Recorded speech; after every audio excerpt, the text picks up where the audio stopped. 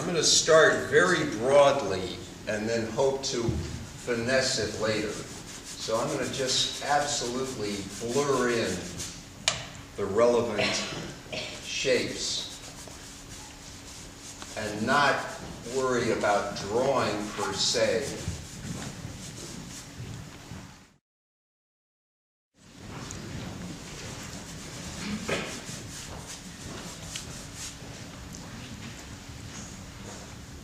You know, and as a by the way, I want to say that this painting over here, this Frank Mason painting, that you know is nice to see, and he was my first painting teacher. I had that privilege to study under him for not too long, but some, you know, maybe about 6 months.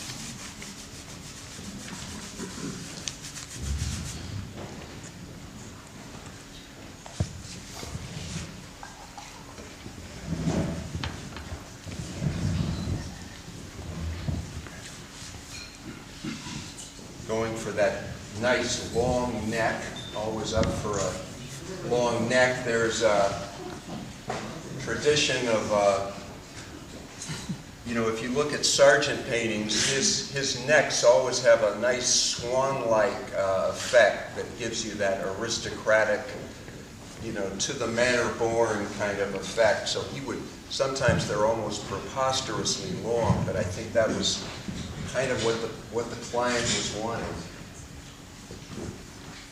They wanted to look, getting close to the critical area. We have to get these features in the right spot.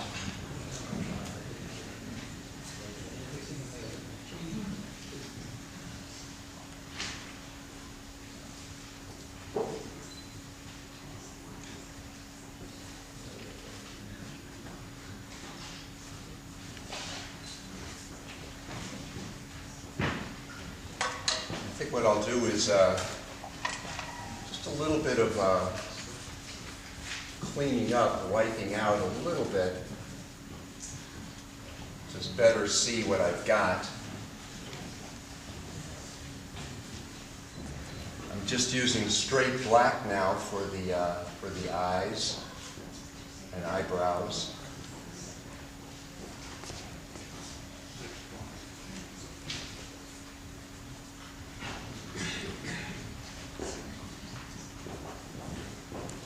Maybe I'll throw in a little red just for the, just for fun.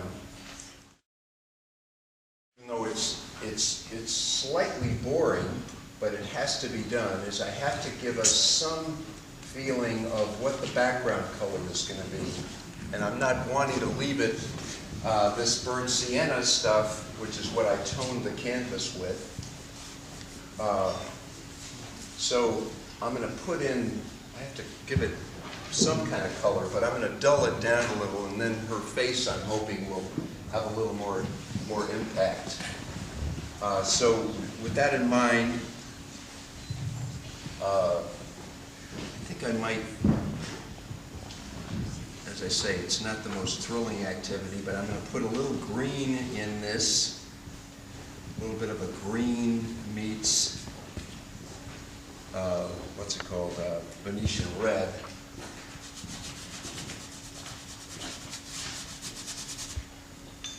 Back on that.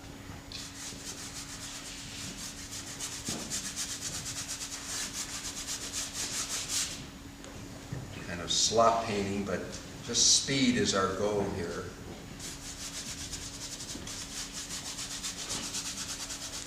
And then you can imagine, then I'm hoping that will make, when I get to the face, that'll give it a little more pop, because it's not competing with the other stuff.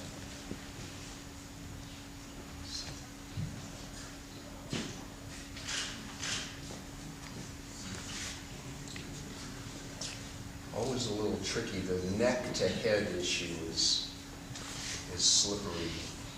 Now, because we're getting a free bonus here because the black Victoria's black hair is, means we can paint the shadow black.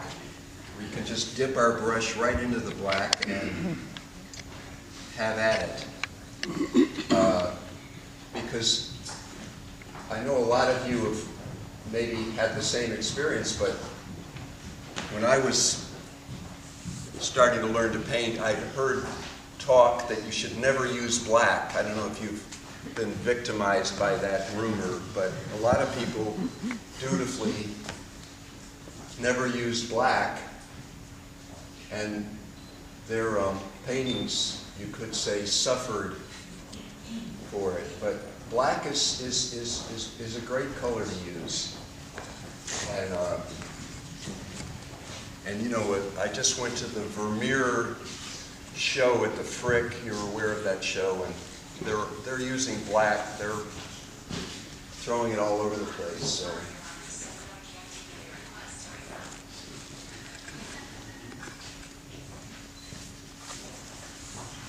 So if they are, we get to. Mm-hmm.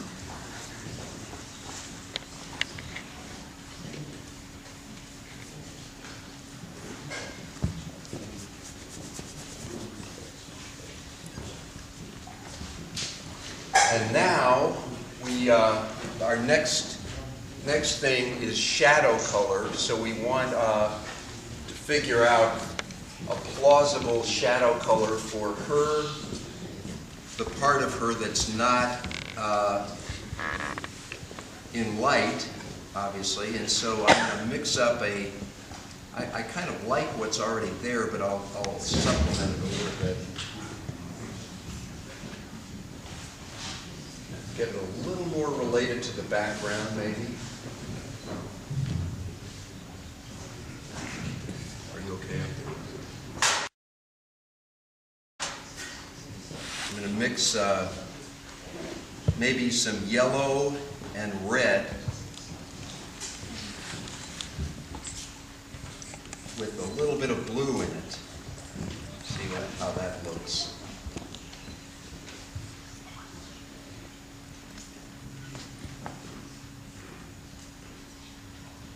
Sometimes it's a bit of a shock, the first stroke of the light, because you think, that can't be right.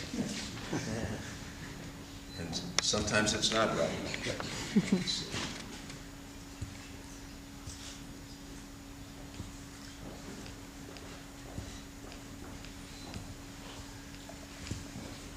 This is where you can get fairly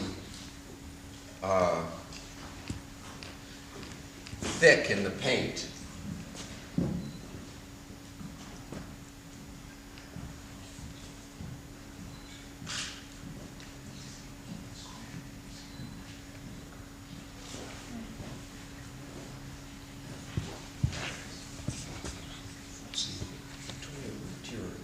Just slightly, see maybe a little more light on the lower part. That's great.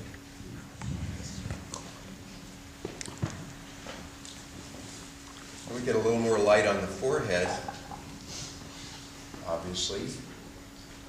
Here.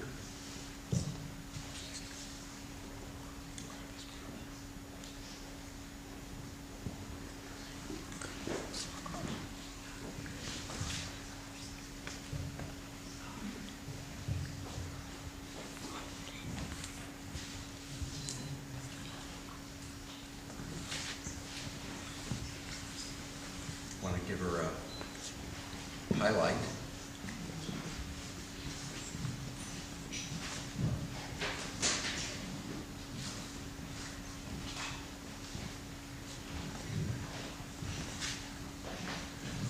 And then I'm going to come down. I could stay up there and fuss, but I'm going to come down here to the chest area. And get some of this same light going.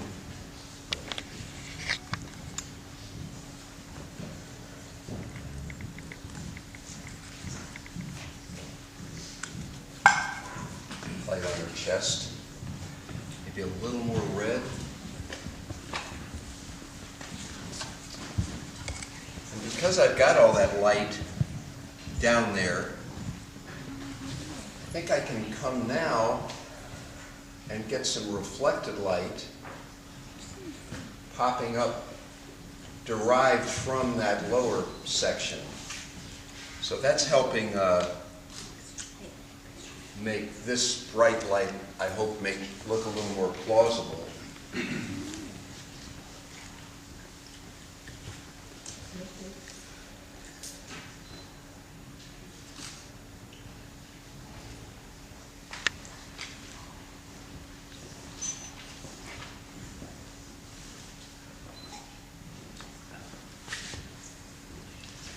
Now, the thing that's always, you know, causing trouble and luring us to our doom are details, because we're always thinking, well, if I put in more details, then it'll look more true, but that's rarely the solution, I find. And I'm saying this as I put in more details. So there's a couple of other issues, too, that I want to get to. For instance, this red on her gown is striking. So we'll get some of that in.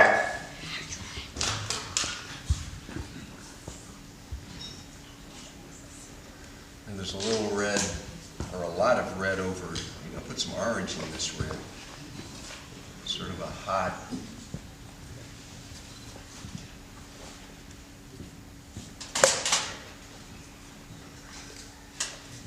in the interest of speed,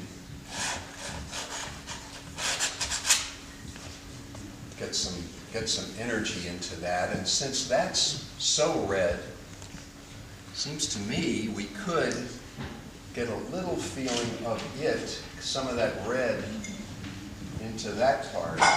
Sort of logical, there'd be some red there.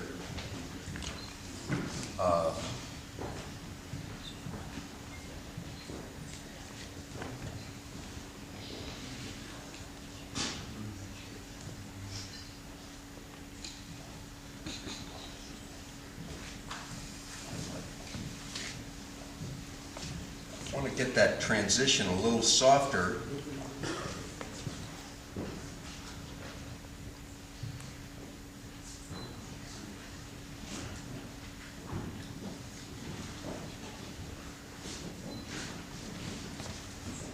I'm going to get that nose a little more refined so it's not too tricky. Maybe trim that highlight down, for instance.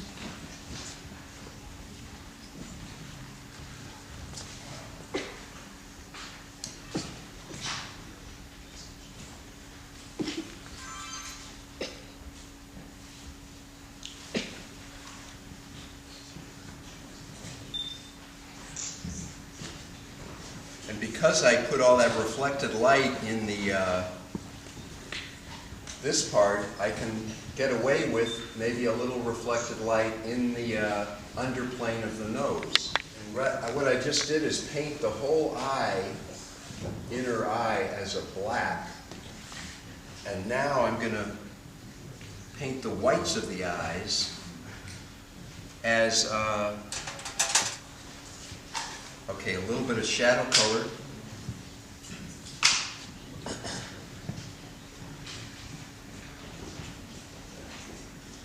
That gets her eye looking at me, which gives a little bit of a personal quality to the painting.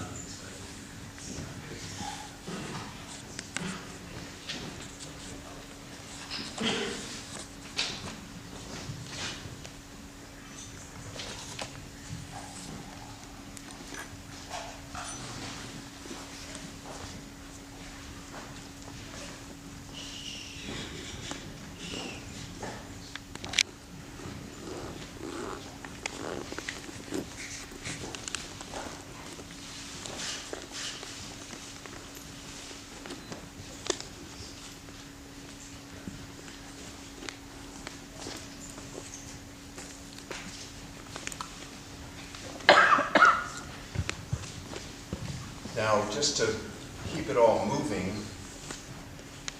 I want to move, again, I don't want to be stuck in detailed stuff.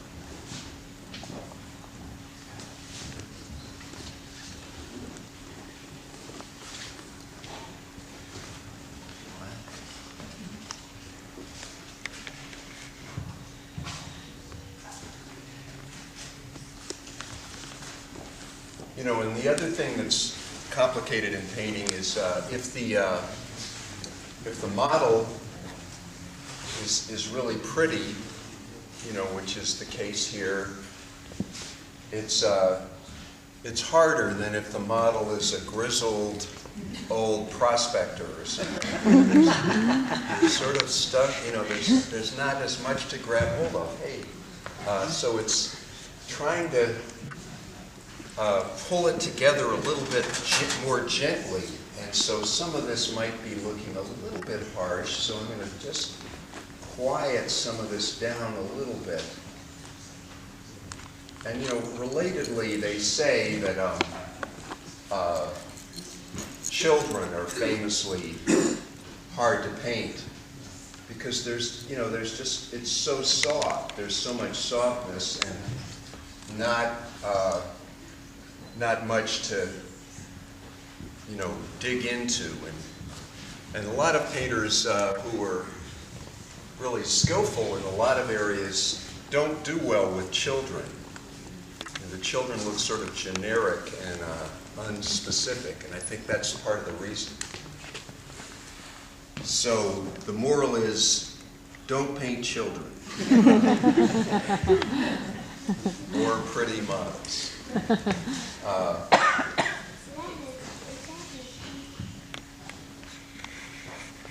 And then, you know, in the world of portrait painting, there are hazards out there. If you're a professional portrait painter, there are all sorts of horrible problems you can stumble into, and I'm remembering a time where I was commissioned to paint this 13-year-old girl, and I painted her, but I made her a little bit kind of tomboy, aggressive looking out of the canvas, and the mother said, she said, well, it looks like ginger, but it's not a ginger I like. So I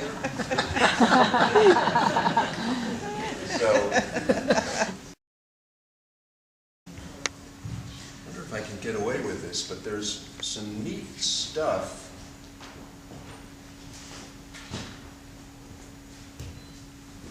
happening that are, you know, that I'm liking if I can paint it. Hair falling over things, shadows spilling,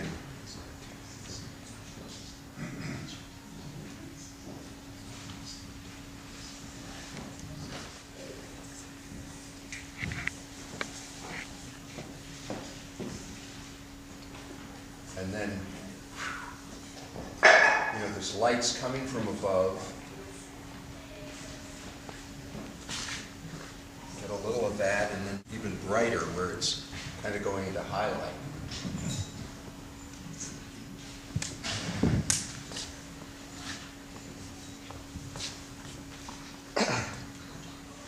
Now this neck, I can't quite decide if there's real light on that thing or just reflected light or what that is, but I think I'll put it in as a sort of dark light, if there is such a thing.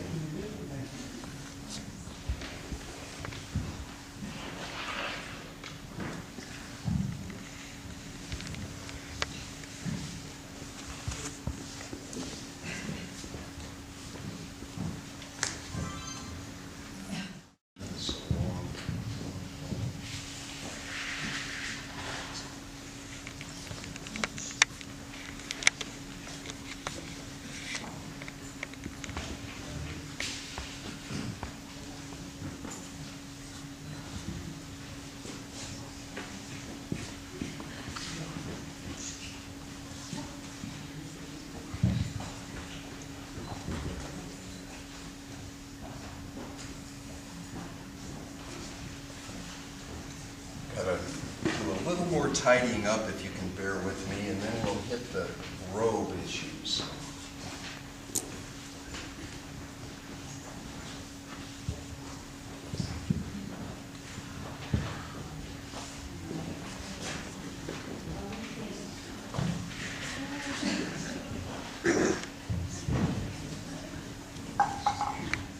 Portrait painting is that you paint the portrait, keep painting until somebody, if it's a painting of Aunt Martha, you keep painting until somebody says that looks like Aunt Martha, then stop and get the check.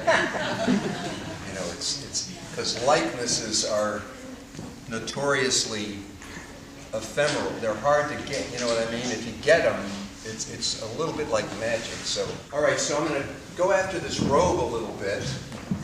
And I'm just noticing that the lapel of the robe is kind of a different color than the robe, but what color is it? It looks like it's, boy, hard to say. Maybe it's umber with white in it.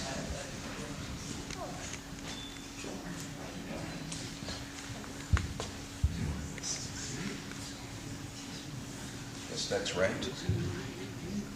Umber and white.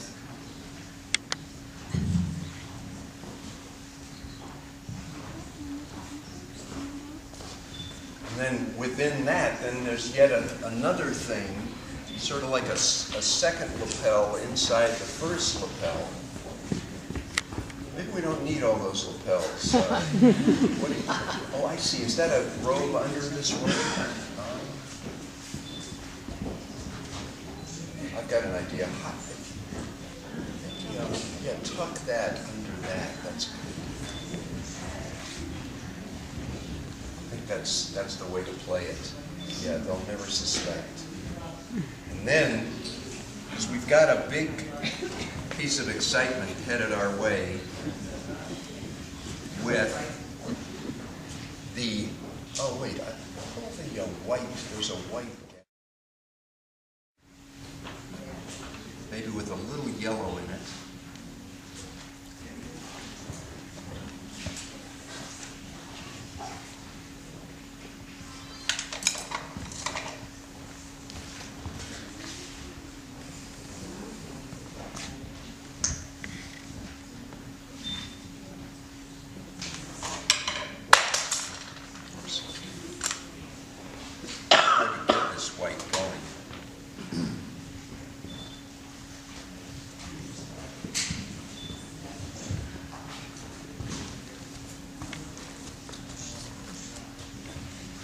That gives it a nice charge.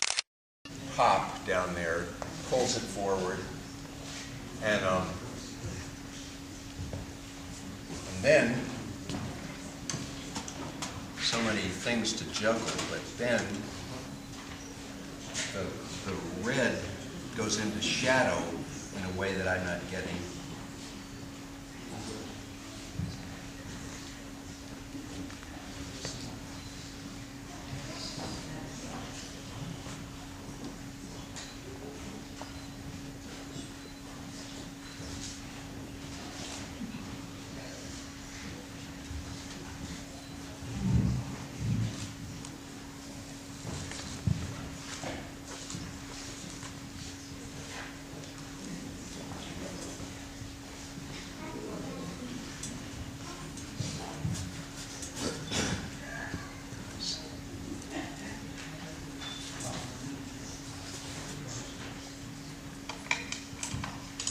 This red calls for a little bit of alizarin to give it the punch it needs. Try it out.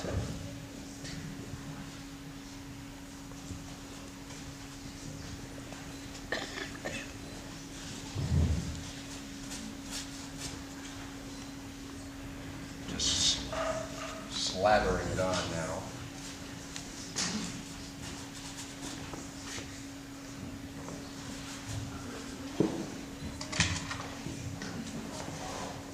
And, you know, I heard an expression that I liked once. I don't know who said it, but in terms of putting paint on, you want to paint like a millionaire. Have you ever heard that? You know, just slather it on. That if the painting looks stingy, you know, sort of dried, little, it just doesn't have that life force. So, but unfortunately with cadmium colors like this red, you actually do need to be a millionaire to paint this way. I think these are now like, what is it, like $50 a tube or something? So that's kind of easy advice to give.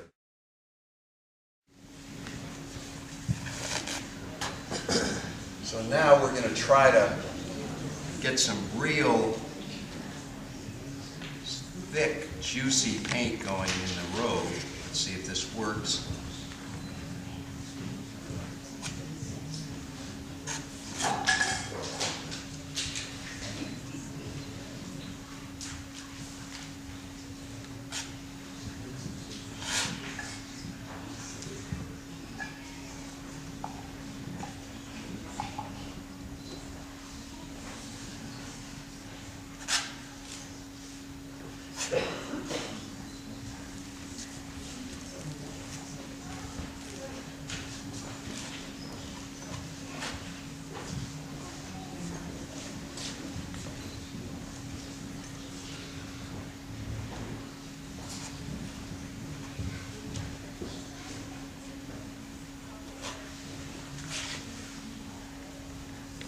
Just trying to get enough jazz going so it looks, I'm almost trying to get out of having to paint all the complexity of it. If I do enough, you know, jazzy stuff, maybe I'll get off the hook.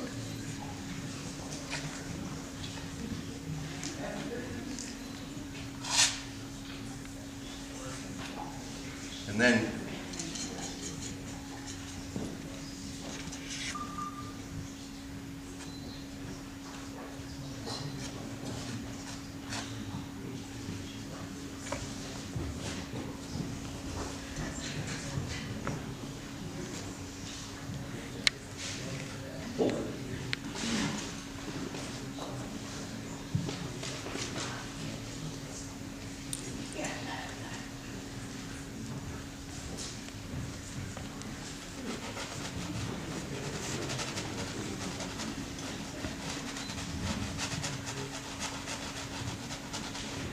I want to get these edges a little more mysterious.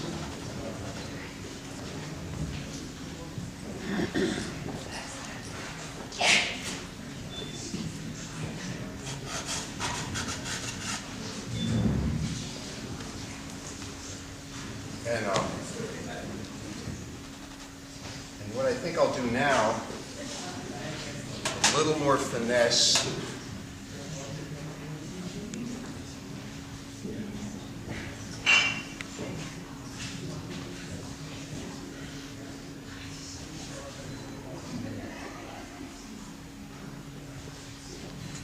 I want to get at the background color,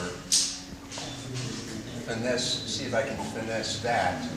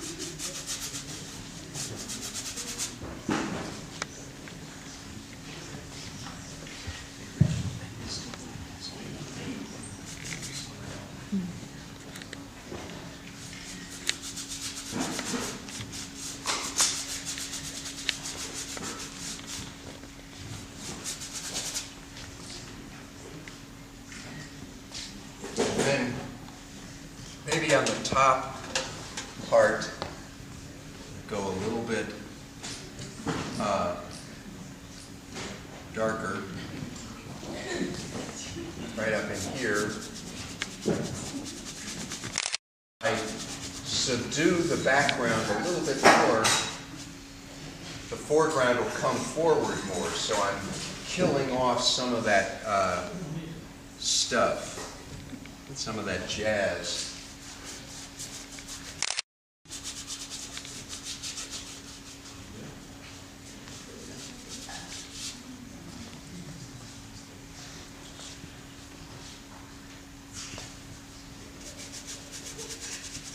It's almost like a magician's trick where you're, you know, pulling the eye over to where you want it to look and not letting it go where you don't. So,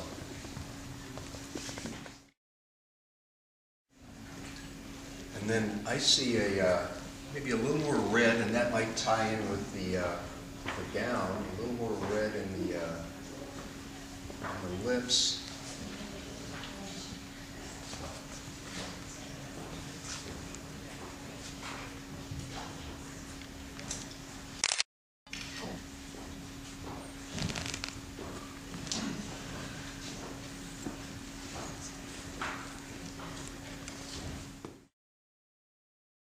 There's a little bit of an ear I just noticed.